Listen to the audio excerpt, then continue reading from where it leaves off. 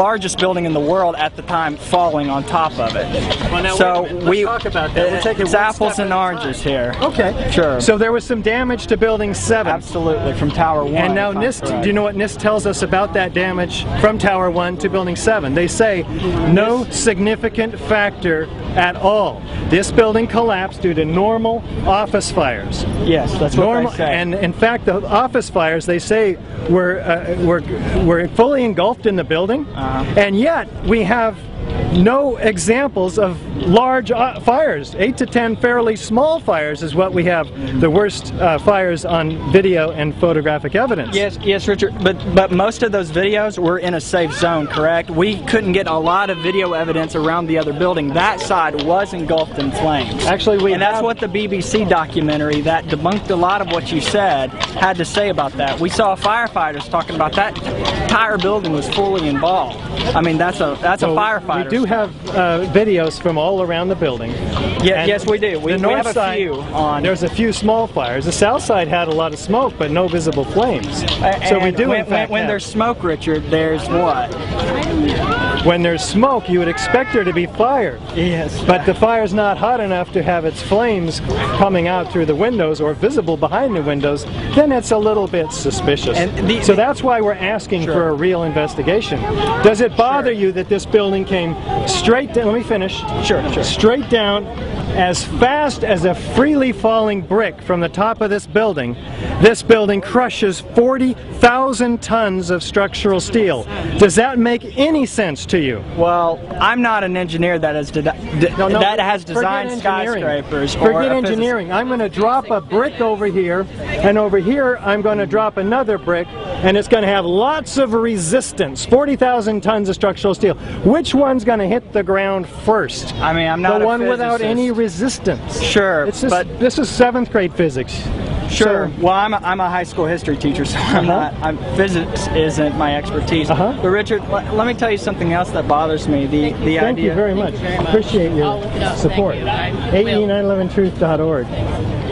Superheating to make steel disappear. What? I said it takes crazy superheating to make steel disappear. Well, yeah, and in fact, there's several tons of molten iron found at the base of all 3 of these towers. Right. None of which is in the evidence of NIST or FEMA, and yet is seen by dozens of first responders. In fact, the World Trade Center structural engineer Leslie Robertson himself. Why couldn't they acknowledge that there was all of this molten metal? I'll just finish my point here. Because if they did, thank you very much, I appreciate it. Had they acknowledged it, they would have had to acknowledge that fires alone, which are only 15 to 1700 degrees, cannot possibly have created several tons of molten iron. Doesn't happen. But what can? Let me thermite.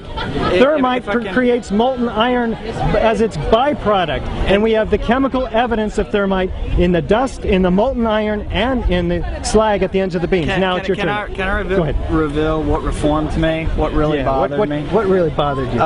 Larry Silverstein's quote, and how oftentimes we implicate, pull it. Sure, he was using some sexy language, but if you target the conversation, who's Larry Silverstein speaking to? And I saw you speaking about this briefly with the debate with Mark Roberts from New York.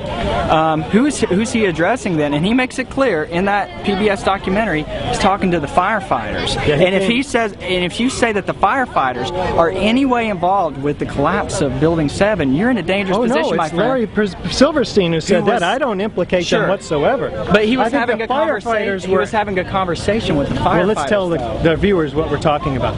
Larry Silverstein is having a conversation with the commander, and he says, "There's been such." Nigro, was it? I think so. Daniel Nigro? I think so. He says there has been such terrible loss of life. Maybe the smartest thing to do is pull it. And he said, and they pulled it, and we watched the building fall down. You're implicating the fire department in New York, an organization that lost 300 brothers in there. No, I'm not implicating them whatsoever. It's Mr. Silverstein who's implicated them. But who's he having the conversation with, Richard? Can you just tell me that?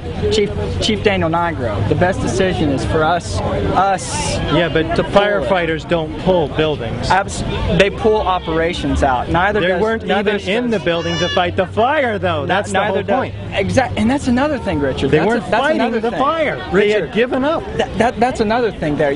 So how could he pull them out if they weren't in the first place? It would be unfair to have the conversation because because 9/11 was a day of firsts. I think no matter what side of the coin you come on, we can admit that. 9/11 was a day of firsts. That's one of the first buildings in history that hadn't been fought by fires, because when Tower 1 came down, severed the lines that brought the sprinklers down. Yeah, no indeed. sprinklers were cut, That's true. except in the bottom floors. I think there were some sprinklers going on I think there. it was the bottom floors that didn't have sprinklers, and the But top that floors. building wasn't being fought. I mean, all the other buildings have sprinklers going on everywhere. No, I agree. They're waterfalls. I agree. But fire would have brought the building down, if it brought it down at all, because it never has a high-rise steel But frame we building. can't use that as a But control. it would have brought the building down asymmetrically, Since not this is- straight down through the path of greatest resistance. Let me make one more point. Sure. In order to bring a building straight down, you have to cut all 24 core columns, in this case, within a fraction of a second of each other. Otherwise, the building tips, and it didn't do that.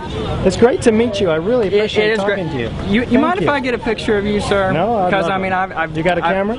Right. All here. right, This let's is do my it. wife. Okay. Can I get you to hold And Here we I'm are, by just gonna- coincidence, in Yeah. Washington, D.C. I Fellow mean, J-Reffer. it's a. I did J-Ref a little bit. Mind if I I bet you do. shake? And unfortunately, we're going to catch an airplane. Okay. So, what's your name? My name's Kevin. Kevin, On the good to meet you. on the J-Ref forum, I was the debunking director. The debunking director. Awesome. So unfortunately, we've got to catch an airplane. We're going back to Berkeley today. We've been speaking with the debunking director at the JREF forum in front of the White House. What? It's kind of coincidental that you're all here today. It was very coincidental. We got to have a nice conversation. I wish we could have more, have lunch together. I would love to. But we're going to have to catch this plane, and thank you. It's great to meet you too. Likewise. Okay. Careful there, Richard.